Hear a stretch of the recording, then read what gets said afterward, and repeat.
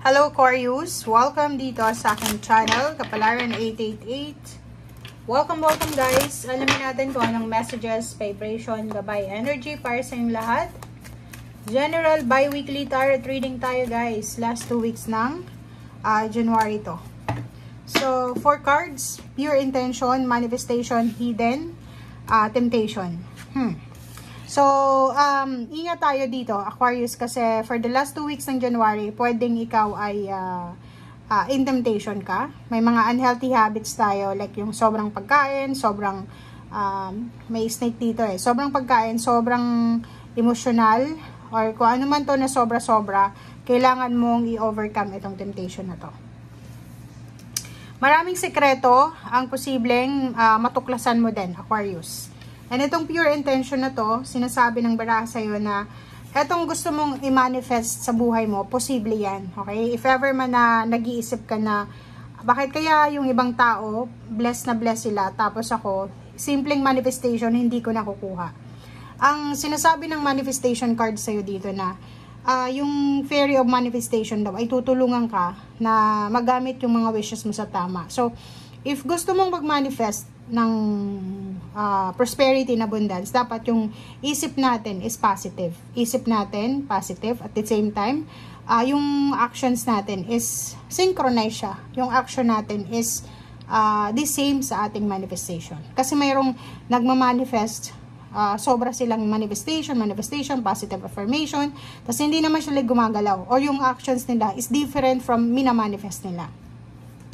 And yung manifestation dito, sinasabi ng baraha na kailangan nating maging honest, kailangan nating maging clear tungkol doon sa mga gusto nating mangyari sa buhay natin. So, simulan mo this, kung gusto mong makuha yung manifestation ng 2024, normally ginagawa yan, New Year's, diba? New Year's resolution or New Year lang, yung sinusulat sa papel, yung manifestation, kasi yun yung step 1. Pero, hindi pa naman huli ang lahat. Kasi ako, nagmamanifest ako every new moon. Parang ganon. So, every new moon of the month. So, every month, kailangan mong mag-manifest. If ever, for example, may hindi natupad yung manifestation mo for the month of January, may February ka pa, may March, may April, may June, hanggang sa next year. So, huwag kang mawala ng pag-asa. And, pag nagmamanifest ka din, make sure na yung intention mo is malinis na intention, pure intention.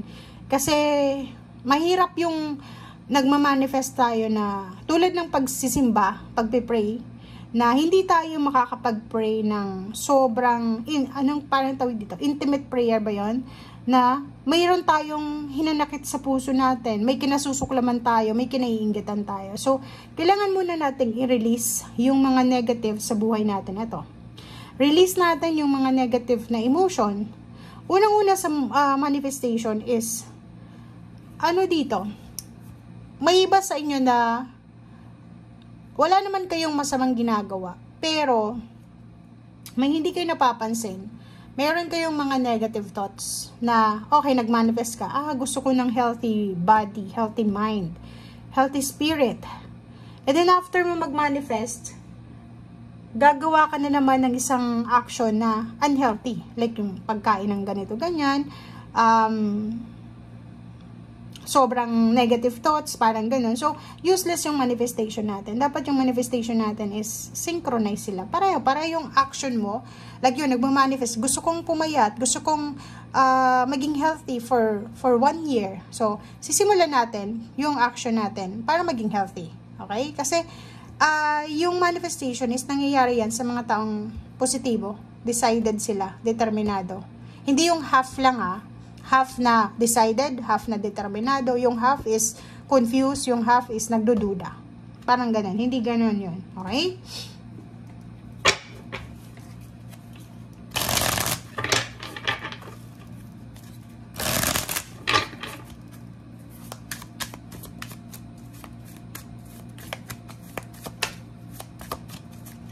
Aquarius. Oops. Okay. True birth. Nakikita natin na may ibang Aquarius dito na kailangan ng balance. Same as Gemini. may kailangan kang balansehin sa usaping financial. Prioritization, sorry. Sinasabi ng baraha dito na kailangan nating balansehin ang bawat area sa buhay natin. Unang-una yung mindset natin. Kailangan mong balansehin yung mindset mo. Dapat tama yung mindset mo, emotional, financial, and yung ginagawa natin is dapat balance. Hindi yun, same as manifestation. Yung King of Air, kailangan nating maging objective sa kung ano man na actions na gagawin natin or sa mga plano natin. Huwag tayong masyadong emotional, guys. Huwag din tayong masyadong tuso sa mga actions natin. Yung balance lang ba? And Chariot number 7, willpower, victory, and recognition. Success to eh. Sinasabi ng baraha sa atin na kung gusto nating makuha yung willpower or yung victory, success, recognition, awards, rewards, prosperity, abundance, kailangan nating kumilos. Kailangan nating gumalaw. Same as dito sa chariot na to. Ang chariot is sobrang bilis niya. 2 kabayo na sobrang mabilis. So, yung sobrang bilis na to ng success, darating to sa atin. Pero hindi mo dapat siya masyadong ini-expect. 'Di ba? Gawin mo lang kung ano yung best mo. Gawin mo lang kung ano yung needed na actions para sa goals mo, sa manifestation mo. And then, hayaan mo na lang. Let go your plan. 10 of Air, King of Earth. Sinasabi ng baraha, di ba? Same, sabi ko sa'yo eh. Sinasabi ng baraha sa'yo dito na parating na. Mabilis to, mabilis na parating. Mahahawakan mo yung pera, magiging sobrang successful ka, magiging prosperous ka. But, kailangan nating magsimula from the very start. Di ba? Yung manifestation with action. Okay? Hindi yung manifestation lang ng manifestation. Tapos meron din na iba na action lang ng action. Galaw lang ng galaw. Pero wala naman silang direksyon. Kulang yun. So, ang manifestation kasi is direction yun. Direction kung saan ka, like for example, ang manifestation mo is mag-ipon ng pera. Saan mo, okay, mag-iipon ako para saan? So, yung direction na yun yung ipa-follow ko na action. Okay? Kailangan ko mag-ipon kasi gusto mong magpatayo ng bahay. So, yung ending doon is pagpapatayo ng bahay. So, sinasabi ng baraha sa atin, dapat balance. Okay? Endings, recovery, freedom. So, may mga posibleng matapos sa buhay mo bago mag-February. So, may mga emotional problems, mga heartaches, pain, betrayal, or kung ano man to, recovery na relationship, recovery ng nawala sa iyo, reclaiming your power, freedom from kung ano man na freedom ang kailangan mo ay posibleng makuha mo ulit. Okay. Tingnan natin dito sa isang baraha mo.